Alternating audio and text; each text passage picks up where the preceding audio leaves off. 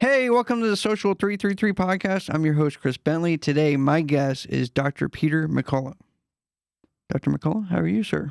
It's great to be here. Awesome. Thanks for being on the show. Tell the audience a little bit about yourself and what you got going on. I'm Dr. Peter McCullough. I'm in practice as an internist and cardiologist here in Dallas. I see patients every day as part of my, clinical work. But I also serve as the president of the McCullough Foundation, which is an investigative research and public health policy foundation, and I'm the chief scientific officer of the wellness company. Talk to me about your book. I heard it just hit the New York Times bestseller. New York Times bestseller, Vaccines, Mythology, Ideology, and Reality. I wrote it with John Leake. John's also in Dallas. He's a best-selling author.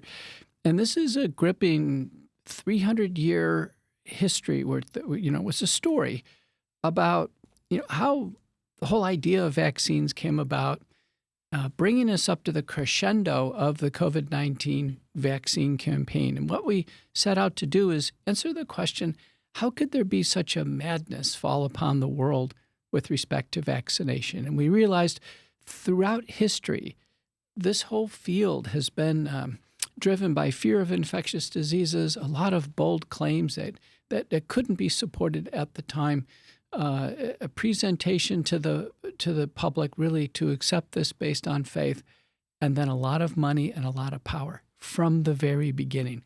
And if you mix those together, you can end up with, unfortunately, in the case of so many campaigns, a bad outcome. And you've written another book, The Courage to Face COVID-19, and this was a book that you wrote previously, correct? Right. This one really told the story, and a lot of it took place here in Dallas, about the suppression of our efforts to treat patients early on and how global that suppression was. I mean, patients were getting sick with this novel virus, which we now know came from a Chinese biosecurity lab. And myself and so many across the world were coming up with approaches to keep people out of the hospital and alive. And everything we did was suppressed. It was suppressed by the media, suppressed by government agencies, and this was worldwide. And the title of it is Courage to Face COVID-19. We faced the problem, and there was a few doctors out there that did it, and nurses with us, preventing hospitalizations and deaths while battling the biopharmaceutical complex. We realized that we were battling a very well-coordinated cartel that had one plan, one approach for this pandemic and probably future ones, and that's mass vaccination. That's the thing that I think is a big topic in a lot of people's minds is the lying, the people behind the scenes pushing a vaccine, the profits that were being made, lawmakers. I know you spoke in front of a lot of lawmakers. You did U.S. Senate, U.S. House of Representatives, European Parliament, and I know you testified multiple times. I think there's just more than meets the eye. And I think a lot of people know that now, and they still kind of really, I really don't know that. Obviously you have more experience than I do, but it just, everybody's like, oh yeah, that was a lie, or yeah, other people got paid, or yeah, it was set up by, global powers that we were going to have this anyway, and they took advantage of us. What are your kind of thoughts on a lot of that speculation and a lot of that stuff that happened? And I guess it's more of just people thinking that this was all planned from the beginning. So there's plenty of evidence now suggesting pandemic planning had been going on for decades. It goes back to the 2005 PrEP Act. PrEP Act means we were preparing for a pandemic. It was memorialized into law. And when that happened, the countermeasures would be immune from liability. Countermeasures, anything the government wants to do to combat a pandemic. There were clearly winners and losers through the pandemic, no doubt about it. More than 60% of businesses closed, never recovered. People who lost their jobs never got them back. Those who got kicked out of the military, most never came back. And the winners, boy, were they winners. This was the greatest transference of wealth in human history. When Klaus Schwab, who at the time was heading the World Economic Forum, wrote The Great Reset, he wrote it like 3 months into the pandemic and said, this is the Great Reset. This is going to change everything. Boy, was he right. Mm-hmm. People now work from home. Everything's been shifted. People order things from home. You know, the home delivery services like Amazon, they did incredibly well through the pandemic. And boy, did the vaccine companies. A typical blockbuster drug would earn $1 billion in its first year of sales after 20 years of research and development. These vaccines raced through development in a matter of months. And then within a couple of years, they made tens of billions of dollars. There's been no biopharmaceutical product that's done this well financially compared to the COVID vaccines. So when I was going through it, I made a lot of money because a lot of real estate agents didn't want to go out. I showed a lot of homes and the people were freaked out. Like I had to open up all the windows, all the doors. I stood outside and they'd show up in like biohazard suits and they would go look at a house, and I made a ton of money, and there wasn't a whole lot of houses for sale, or people didn't want to list their home for sale because, they didn't want this infectious disease from somebody else that could be carried on shoes or whatever propaganda stuff that came out. And I made a ton of money, and sellers are making tons of money because there weren't any houses, and we were just jacking up the price. I sold one for over $100,000 more than what they were asking, and I was already way over asking. So there was just a lot of that went on. I made a lot of money, and I also know a lot of people that lost a lot of money or lost their lives.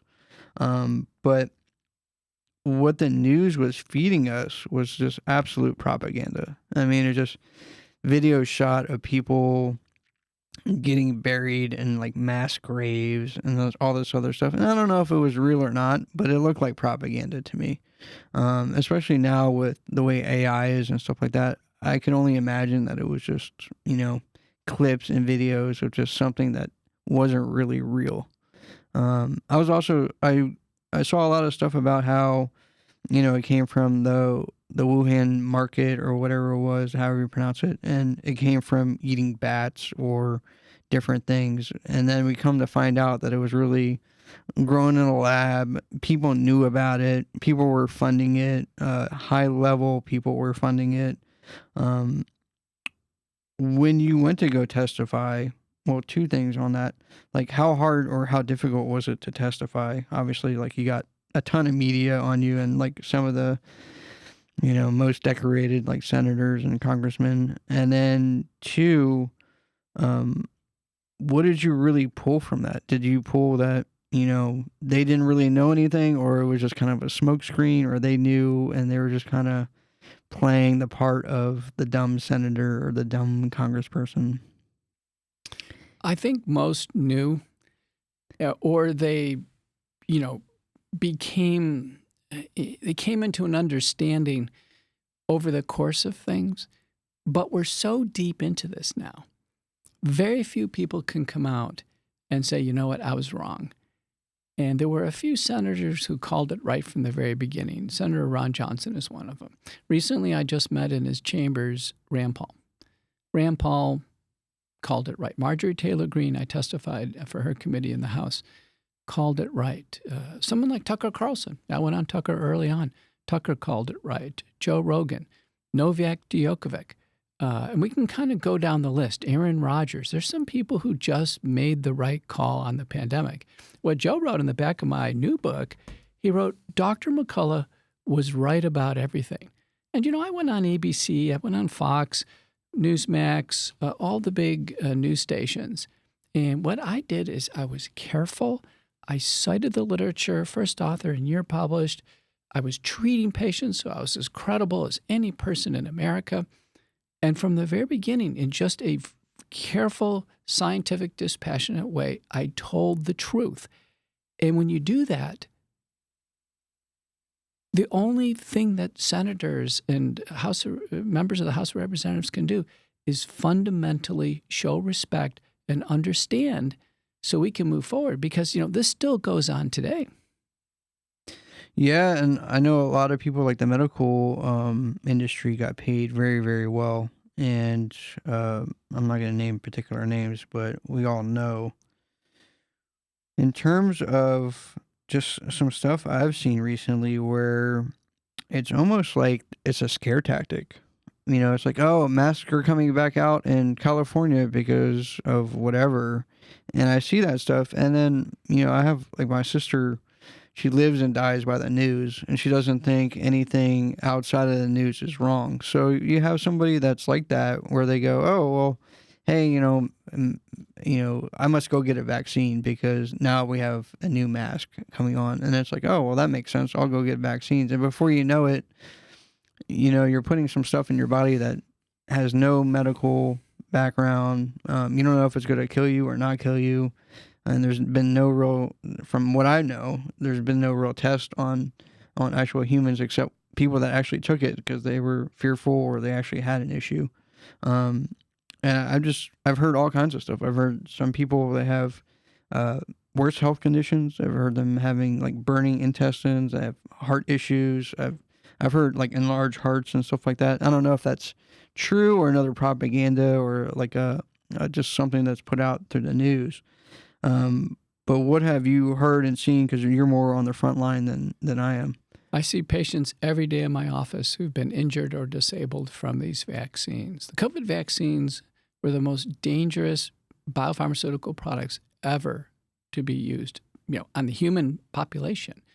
And we have evidence now that shots taken in 2021 are still causing damage in people today, in 2025. They're not out of the body. We have a patient of mine here in Dallas who we're working with a research lab in Germany. And we've been very careful about this. We're repeating all the measurements. But he took the shots, 3 shots in 2021 and early 2022. 3.2 years later, he has circulating Pfizer messenger RNA and spike protein produced from it in his bloodstream. Wow. And it's damaging his heart. It's caused blood clots. We know this spike protein causes stroke, autoimmunity, nerve damage, and it may cause cancer. There was a recent report out just this week. It's on my Focal Point Substack where a cancer is taken out and it's loaded with the vaccine spike protein right in the cancer tissue. Oh, wow.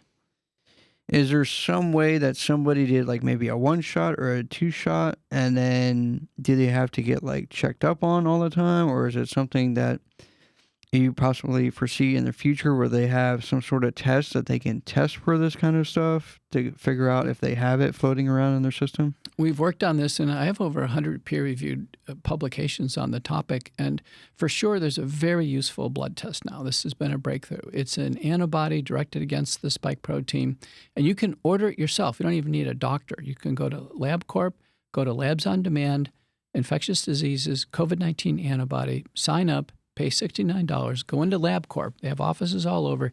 Get your blood test. And when the test comes back, look at the antibodies against the spike protein.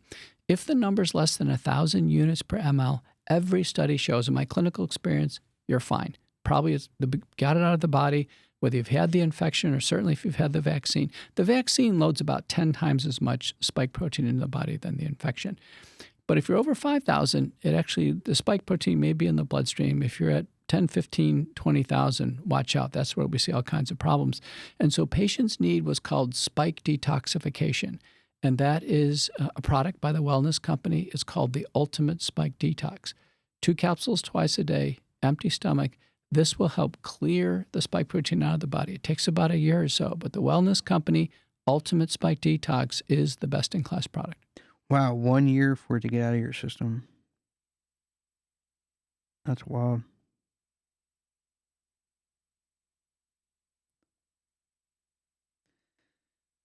From your experience, because I kind of feel like this is going to be a repeat at some point. They're going to say, okay, well, you know what? This worked pretty well. We had some blowback here and there. We had some problems. Now we're going to come up with something that's a little bit different. And, obviously at the end of the day, it's for profit, right? Do you see that kind of in the foreseeable future where they say, hey, like, okay, this kind of worked. We'll fix some of the stuff that like we didn't think that was going to be a problem. Now we'll fix it, and now we'll have another kind of outbreak or a lockdown or something like that in the future to force some other propaganda or some or other master plan of something that we want to do, whether it be, you know, uh, monitoring or whatever the global elites or whoever has, that's behind a lot of this stuff, their agenda. Do you really kind of see that happening in the future? For sure. Former White House coronavirus advisor Anthony Fauci, Ashish Jha, the coronavirus coordinator, Bill Gates, World Economic Forum, Klaus Schwab, Tedros Ghebreyesus, WHO, Jeremy Farrar, WHO, they've all said publicly there will be another pandemic. It's just a matter of time. And they call it Disease X. In fact, CEPI, the Coalition for Epidemic Preparedness and Innovation, has published a whole white paper on this, saying there's going to be Disease X. It's going to come out of a biosecurity lab. Wow. Because scientists are cooking up these viruses at the same time they're trying to create what's called countermeasures, antibodies, vaccines, therapeutics, to combat it. So if you hold the biological threat and you hold the answer in your hand, you hold power. We have government agencies working on this. We have an NIH branch called BARDA and a military branch called DARPA. That's all they're doing, is trying to do this, to create a new pathogen. They're considered pathogens of dual purpose. They can get the whole world sick and hopefully provide an answer to that. It's an incredible gamble. There are 14 biosecurity labs in the United States, just as dangerous as the Wuhan lab. We have one in Galveston, Texas here. They're very loosely regulated. Trump recently has just pulled funding out of these projects, but they don't need U.S. funding. They can be funded by the Chinese Communist Party. They can be funded by the Gates Foundation, by Wellcome Trust, by CEPI. The bottom line is we need to shut down this gain-of-function, dual-purpose pathogen research. It's dangerous. There's hundreds of leaks that go on. This is well documented. On my Substack Focal Points, we've cited all the peer-reviewed papers on this. Biosecurity labs are a public health threat. This pandemic didn't come out of nature. It came out of Wuhan, China, from a biosecurity lab. The next thing that's going to dramatically harm the population, put us into lockdown, or maybe even worse, is going to be another pandemic that comes out of a biosecurity lab. Is there anything that we can do as a population outside of, defunding or, holding people accountable? I always thought about this with like the global elites. Like, is there a way that we can, obviously get rid of the global elites and then we'll have a, normal society again? Or is it just going to be more of, I feel like they're just doing it to either make their master plan go as expected or make more money, or it's just they have a ton of money already. It's just kind of a thing for them to do. Like, is that kind of what you're seeing, or is it just more of just a power, money situation for the next round? What's kryptonite to the global elites is a non-compliant population. Do not comply. And a strong, healthy population is far less likely to get sick. If there's going to be another pandemic, it'll probably be just like COVID. It's going to be an infectious respiratory virus. We now have many nasal sprays and gargles that are way better than masks or locking down. And nasal sprays and gargles could have prevented COVID, prevent bird flu, prevent the next respiratory illness. And we're talking about things simple like saline or iodine with saline or xylitol-based products. So I advise my patients and the public at large, we go through cold and flu season. If we ever go through another COVID, we learn this through COVID. For sure, use a twice daily nasal spray and gargle. I mean, really, spray it up there, sniff it back, spit it out, gargle for about 30 seconds, hold it in your mouth for about 3 minutes, do it twice a day. My favorite products are Clear, XLEAR, and the Companion Gargle Spry, SPRY. Dr. McCullough, if someone's interested in getting more information from you or wanted to know more about your research on just the pandemic, vaccines, and helping out in terms of making sure that they don't get sick in the future, where would they find you? Well, my professional website is petermcculloughmd.com. That'll take you everywhere. Go to mcculloughfnd.org. That's the McCullough Foundation. That supports us on all our efforts in Washington, really fighting for the public, fighting for medical freedom. Check out my books. You'll find them on the websites. And every day, everybody should sign up to Focal Points. Focal Points is a Substack. So go to Substack, look for Focal Points, get a free email and update all the cited information. You'll see me on national TV in Washington. I'm dealing with people at the highest level all over the world, but I'm bringing them the hard truth. And if you follow me, then you'll get stronger yourself in pushing medical freedom forward.